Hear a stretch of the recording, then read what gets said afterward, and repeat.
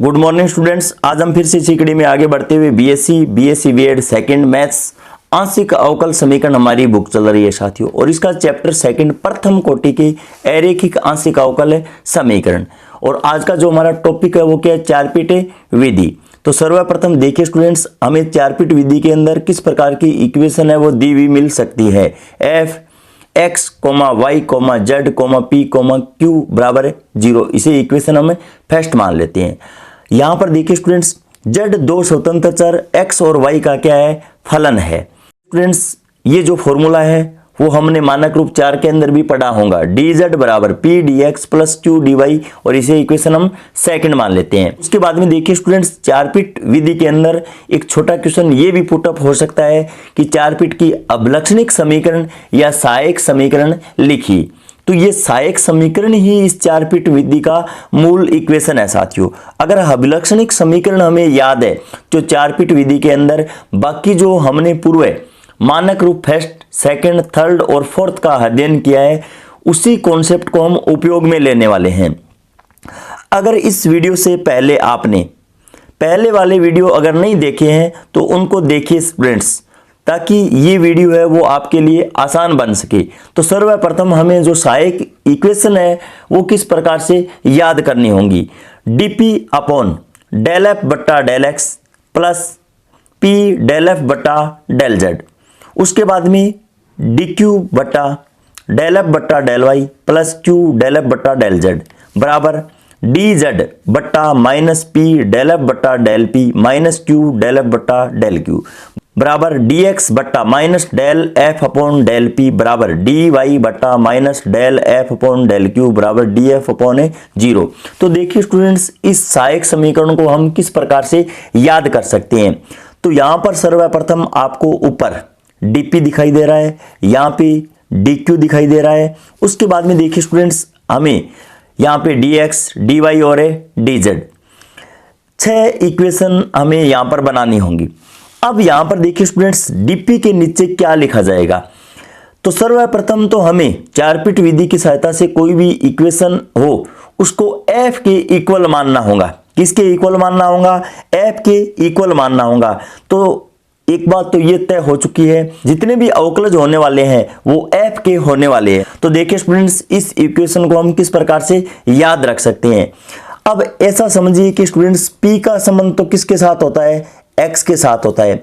q का संबंध किसके साथ होता है, y के साथ ही होता है। तो यहां पर dp अपॉन देखिए स्टूडेंट्स, x के साथ संबंध है, तो मतलब यहां पर न तो y आने वाला है, यहां पर क्या नहीं आएगा, dp के बट्टे के अंदर कहीं पर भी y नहीं लिखा जाएगा साथियों।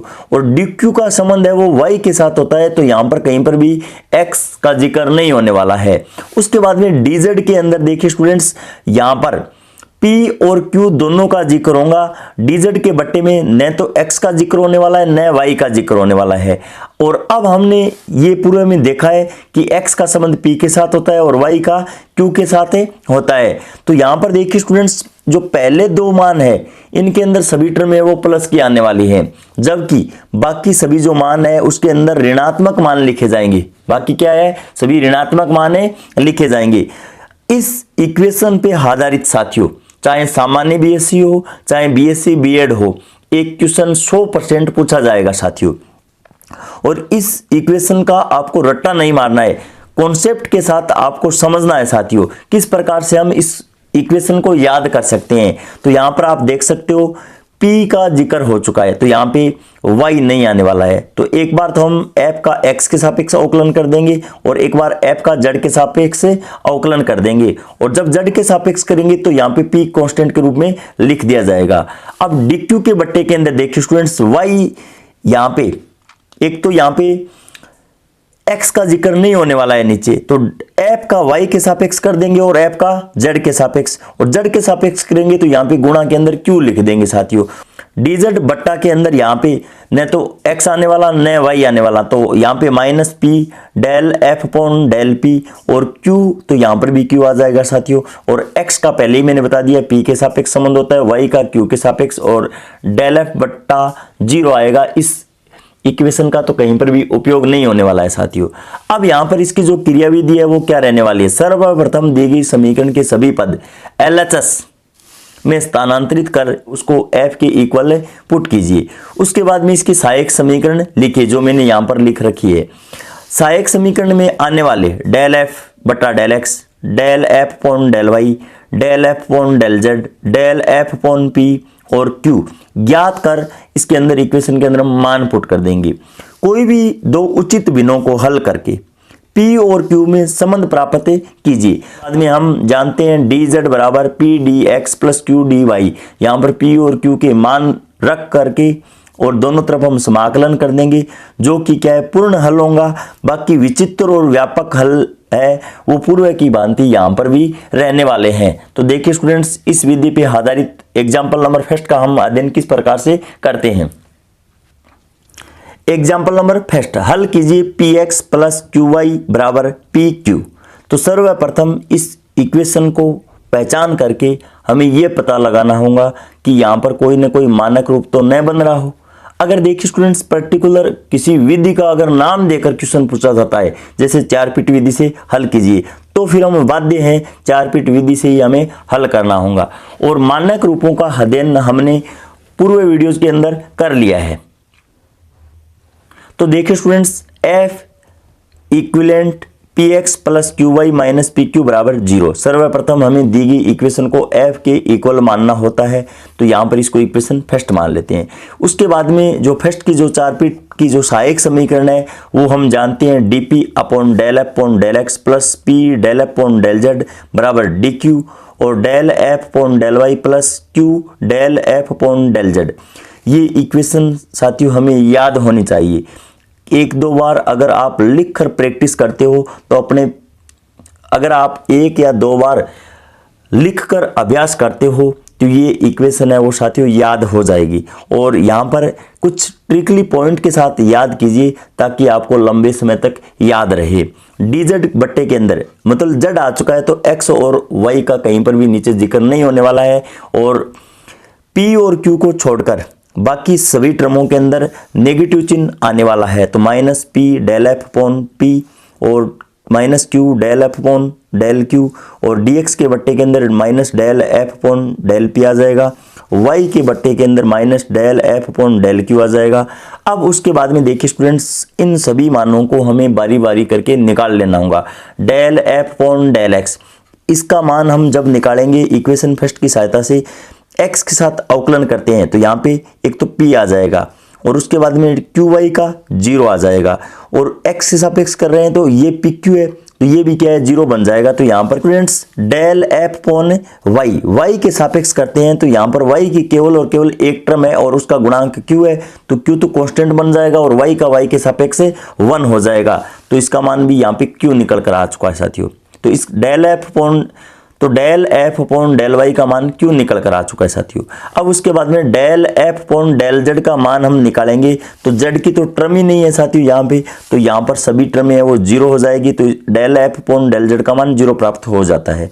उसके बाद में del f upon del p, यहाँ पर p के सापेक्ष करना है तो एक तो x आ जाएगा और उसके बाद में माइनस q है वो कांस्टेंट हो जाएगा, p का p के सापेक्ष 1 हो जाएगा। तो यहाँ पे x माइनस q मान निकल जाएगा और जब हम q के सापेक्ष करेंगे तो y माइनस p हमें प्राप्त हो जाएगा। अब इन सभी मानों को हम सहायक समीकरण के अंदर पुट कर देंगे साथियों। सहायक समीकरण के अंदर पुट करने के बाद में dp अपॉन p प्लस 0, क्योंकि यहाँ पर हमारे पास del f upon del z है वो 0 है साथियों।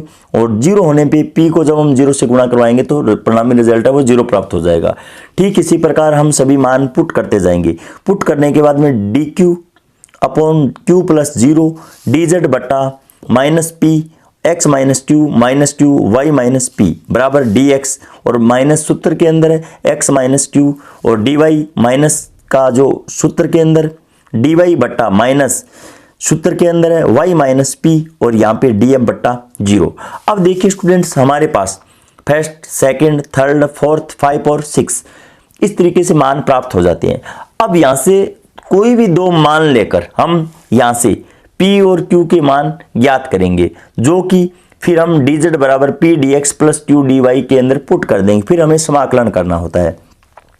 तो यहां पर हमें ऐसे दो मान चूज करने हैं जिनका हम आसानी से समाकलन करके यहां से कोई ना कोई p और q का जो रिलेशन है वो प्राप्त हो जाए, या पर्टिकुलर कोई p या q मान है वो हमारे पास निकल कर आ जाए। तो यहां से एक रिजल्ट फर्स्ट और सेकंड से ही हमें प्राप्त हो जाता है साथियों। बाकी इक्वेशनों की हमें यहां पर आवश्यकता ही नहीं पड़ेगी। तो फर्स्ट और सेकंड से dp अपॉन p बराबर dq अपॉन q दोनों तरफ हम समाकलन कर देंगे। तो यहां पे log p बराबर log q और प्लस समाकलन a ले लेते हैं, तो यहां पर p बराबर aq हमें प्राप्त हो जाता है। तो देखिए स्टूडेंट्स, यहां पर p का मान है वो aq प्राप्त हो जाता है। तो जब हम p का मान पुट करेंगे वो मान तो हमें केवल और केवल x y z के अंदर ही प्राप्त होना चाहिए। तो यहां पर तो q आ रहा है साथियों, यहां पर क्या आ रहा है, q आ रहा है। तो यहां पर ये p का वास्तविक रिजल्ट नहीं है। तो p का मान तो हमें प्राप्त कर लिया है, लेकिन ये जो हमें चाहिए वो मान नहीं है। अब देखिए स्टूडेंट्स, p और q के मान हम x y z के अंदर प्राप्त करने के लिए p का मान है वो इक्वेशन हमें दी गई है उनके अंदर पुट करके वहां से हम q का मान ज्ञात करेंगे, और q का जो मान हमें प्राप्त हो जाएगा उस मान को हम वापस यहां पर पुट कर देंगे, तो फिर हमें वो p का मान प्राप्त हो जाएगा।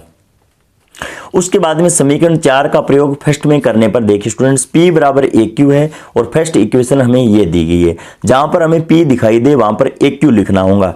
तो देखिए स्टूडेंट्स, aqx प्लस qy बराबर aq स्क्वायर। यहां पर देखिए स्टूडेंट्स, q हम कॉमन ले सकते हैं। q कॉमन लेने के बाद में xa प्लस वाई बराबर aq स्क्वायर। यहां पर q का मान है वो aq से q कैंसिल हो चुका है, q का मान है वो साथियों y प्लस ax बट्टा a प्राप्त हो जाता है, और इसको इक्वेशन हम 5 नाम दे देते हैं।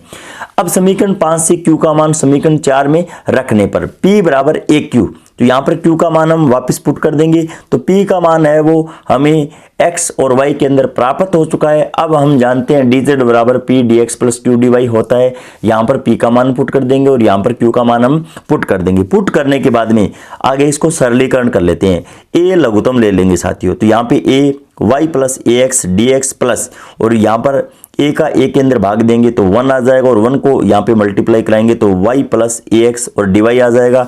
a को LHS के अंदर भेज देते हैं, तो a dz बराबर a y plus ax dx और plus y plus ax dy। अब दोनों तरफ हम समाकलन कर देंगे। तो समाकलन करने पे देखिए स्टूडेंट्स, a z बराबर a कांस्टेंट है और y भी कांस्टेंट है साथियों। 1 dx, तो यहां पर इसका x आ जाएगा प्लस का चिन्ह, फिर a का अंदर गुणा कराएंगे तो a स्क्वायर कांस्टेंट हो जाएगा, x का करेंगे तो x स्क्वायर बटा 2 प्लस, अब y के सापेक्ष करना है तो y स्क्वायर बटे 2 प्लस ax कांस्टेंट है यहां पे 1 dy, और इसका समाकलन y आ जाएगा और समाकलन स्थिरांक हम b लिख देंगे। अब उसके बाद में देखिए स्टूडेंट्स, az बराबर, अब यहां पर देखिए स्टूडेंट्स, इस ऊपर वाली टर्म को मैं y प्लस ax का होल स्क्वायर और बट्टे के अंदर यहां पर 2 इस रूप में लिख सकता हूं, और प्लस b, और ये जो इक्वेशन हमें प्राप्त हुई है ये हमारा पूर्ण समाकल है साथियों। ये हमारा क्या है, पूर्ण समाकल है। अब उसके बाद में हम विचित्र हल ज्ञात करेंगे। समीकरण 7 का एक बार तो a के सापेक्ष और एक बार b के सापेक्ष आंशिक अवकलन करने पे हमारे पास दो इक्वेशन प्राप्त हो जाएंगे। तो देखिए स्टूडेंट्स, यहां पर az बराबर 1/2 y प्लस ax का होल स्क्वायर प्लस b, ये इक्वेशन 7 है। और इसका हम जब a के सापेक्ष अवकलन करते हैं तो यहाँ पे z बराबर 1/2 गुणा 2 y प्लस ax, और यहाँ पे y प्लस ax का दोबारा करेंगे तो यहाँ पे y का तो 0 आ जाएगा, ax का x आ जाएगा और प्लस b का 0। तो z बराबर यहाँ पे 2 से 2 कैंसिल हो चुका है, y प्लस ax और बाहर x चल रहा है तो इसको इक्वेशन 8 मान लेते हैं।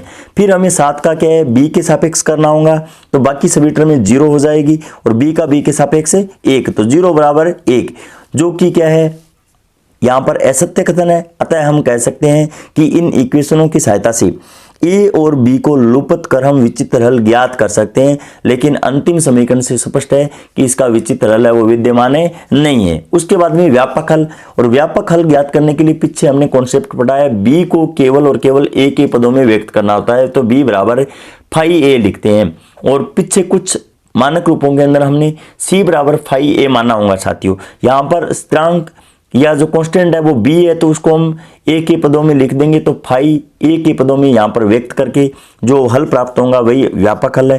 तो az बराबर 1/2 y प्लस ax का होल स्क्वायर प्लस b को हम फाई a लिख देंगे। इसको इक्वेशन हम 10 नाम दे देते हैं।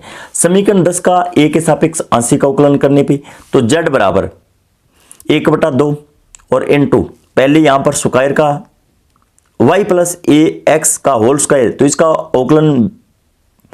अवकलन हम a के सापेक्ष करेंगे तो 2 into Y plus A x, और फिर y प्लस ए एक्स का होने वाला है तो यहाँ पे x आ जाएगा और फाई ए का फाई डैश a। अब इसको यहाँ पे सरलीकरण कर लेंगे, 2 से 2 को कैंसिल कर देंगे, यहाँ पर 2 से 2 कैंसिल हो जाता है तो z बराबर x y plus A X plus phi dash a, और इसको इक्वेशन 11 मान लेते हैं। अब इन समीकरणों की सहायता से a को लुप्त कर हम व्यापक हल ज्ञात कर सकते हैं साथियों। अगले वीडियो के अंदर हम एग्जाम्पल नंबर 2 पे चर्चा करेंगे। इन्हीं शब्दों के साथ जय हिंद जय भारत।